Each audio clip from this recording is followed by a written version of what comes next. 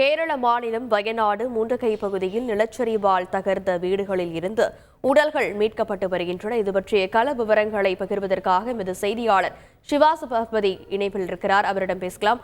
வணக்கம் சிவசபாபதி, தற்போதைய கள நிலவரம் அங்கு எப்படியாக இருக்கிறது? தொடர்ந்து மீட்பு பணிகள் எவ்வாறாக நடைபெற்று வருகிறது? மீட்பு பணி சார்பில் இருந்து என்னென்ன சொல்லப்பட்டிருக்கிறது? கடந்த 2 தினங்களுக்கு முன்பு இந்த நிலச்சரிவு ஏற்பட்டுச்சு. அதாவது முண்டக்கை மற்றும் சுரல்மலை பகுதியில் ஏற்பட்ட நிலச்சரிவில் பார்த்தீங்கன்னா கிட்டத்தட்ட இதுவரை 300 பேர் வரை, அதாவது 300 பேர் வரை நெருங்குகிறது. அந்த இறப்பு ஏற்பட்டுள்ளது. தோண்ட ஒவ்வொரு நிமிடமும் நிலத்துக்கடியிலிருந்து ஒவ்வொரு பிணமாகத்தான் எடுத்துக்கிட்டு இருக்காங்க. இப்போ நம்ம நிற்கிறது பார்த்தீங்கன்னா சுருள்மலை. இந்த சுருள்மலையில் இருந்து பார்த்தீங்கன்னா முண்டக்கயம் போகிறதுக்கான பாலங்கள் எல்லாமே துண்டிக்கப்பட்டுச்சு. பாதைகள் எல்லாமே டேமேஜ் ஆயிடுச்சு.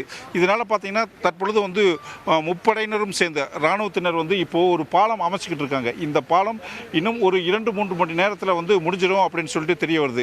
இந்த பாலம் முடிஞ்ச பிறகுதான் இதன் வழியாக ஆம்புலன்ஸும் மற்றும் மீட்பு வண்டியிலும், அதாவது ஜேசிபி போன்ற வண்டிகள்லாம் இதன் வழியாகத்தான் சென்று அங்கே, அதாவது முண்டக்கயம் என்ற இடத்துல மிக மோசமாக நிலச்சரிவு ஏற்பட்டிருக்கிறதாக சொல்கிறாங்க. அங்கே இருந்த 400 வீட்டில் 96% இருந்த வீடுகள் எல்லாமே நிலத்துக்கடியில் புதஞ்சிருச்சு அப்படின்னு சொல்கிறாங்க. அதனால் பார்த்தீங்கன்னா அங்கே இறப்பு எண்ணிக்கை மிக ஜாஸ்தியாக இருக்கும் அப்படின்னு சொல்கிறாங்க. இதுவரை பார்த்தீங்கன்னா கிட்டத்தட்ட ஒரு 250, அதாவது இறந்தவங்க நிலத்துக்கடியில் மண் புதைந்து இறந்தவங்க இந்த சுருள்மலையிலேயும் கிட்டத்தட்ட ஒரு 200 பேர் இருக்கும். அதை தாண்டி பார்த்தீங்கன்னா முண்டக்கயத்தில் பார்த்தீங்கன்னா கிட்டத்தட்ட ஒரு 300-400 பேர் இறந்திருக்கலாம் அப்படிங்கிற ஒரு பெரும் அதிர்ச்சியை சொல்கிறாங்களே அப்படி சொல்லலாம். இது மட்டும் இல்லாமல் பார்த்தீங்கன்னா தற்பொழுது விட்டு இந்த வானிலை மிக மோசமாக இருக்குது. தற்பொழுது நம்ம சுற்றி இருக்கிற மலைகள் எல்லாமே பார்த்தீங்கன்னா மேகமூட்டத்துடன் காணப்படுவது. அது மட்டும் இல்லாமல் பார்த்தீங்கன்னா மழை இன்னும் சிறிது நேரத்தில் வர்ற மாதிரியும் இருக்குது. இதோடு பார்த்தீங்கன்னா கேரளாவினுடைய முதல்வர் பினராயி விஜயன் காலிக்கட்டிலிருந்து ஹெலிகாப்டர் மூலியமாக வயநாடு வந்துகிட்டு இருக்காரு. அவரோட தலைமைச் செயலாளர் வந்துகிட்டு இருக்காரு. அவரோட ஏடிஜிபி, டிஜிபி இவங்க எல்லாமே வந்துகிட்டு இருக்காங்க. இங்கே இந்த பாதிக்கப்பட்ட பகுதிகளை பார்வையிடாரு. அதே மாதிரி பாதிக்கப்பட்ட மக்களை பார்வையிடாரு. இதுக்கடுத்து இங்கே அனைத்து கட்சி கூட்டம் கூட்டப்பட்டு அங்கே பல ஆலோசனைகள் செய்யப்பட இருக்கிறது. தற்பொழுது பார்த்தீங்கன்னா இந்த முண்டக்கயம் பகுதிக்கு செல்வதற்காக எல்லா பணிகளும் நடந்துட்டு வர்றதுனால இந்த முழு மூச்சா எல்லாமே செஞ்சுக்கிட்டு இருக்காங்க. நேற்று இந்த பணி முடிய வேண்டியது, ஆனால் பருவநிலை மாற்றங்கள்னால சரியாக செய்ய முடியாமல் ஆயிடுச்சு. தற்பொழுது பேரிடர் மேலாண்மை குழு மட்டும் முண்டக்கயத்தில் போய் அந்த மீட்பு பணியை செஞ்சுக்கிட்டு இருக்காங்க. இதை முடிச்ச பிறகு இந்த டாக்டர் டீம், இந்த இராணுவம் மற்றும் தன்னார்வ நிறுவனங்கள், ஆம்புலன்ஸ் இது எல்லாமே போக முடியும் அப்படிங்கிற ஒரு சாத்தியம் இருக்கிறதுனால இந்த இரும்பு பாலத்தை விரைவாக அமைச்சிருக்கான் அப்படின்னு சொல்லலாம். இப்போ பார்த்தீங்கன்னா இந்த பகுதியில் பூரம், அதாவது சுரல்மலையில் நம்பிக்கிறோம், இந்த பகுதியில் பூரா வீடுகளாக இருந்த பகுதிகள் இன்றைக்கி பார்த்தீங்கன்னா இந்த நிலச்சரிவுனால, இந்த கடும் வெள்ளப்பெருக்குனால பார்த்தீங்கன்னா இங்கே இருக்கிற எல்லா வீடுகளும் தரமட்டம் ஆயிடுச்சுன்னு சொல்கிறாங்க.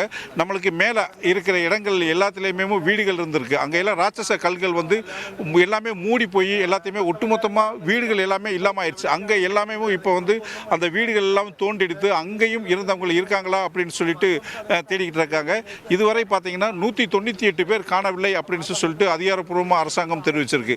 இது மட்டும் இல்லாமல் இன்னும் நிறைய பேர் இருக்கக்கூடும் அப்படிங்கிறதும் சந்தேகப்படுறாங்க. இங்கே இருக்கிறவங்களுடைய கணக்குகள் தற்போது தொழிலாளர் நலம் மூலம் எடுக்கப்பட்டு வருகிறது.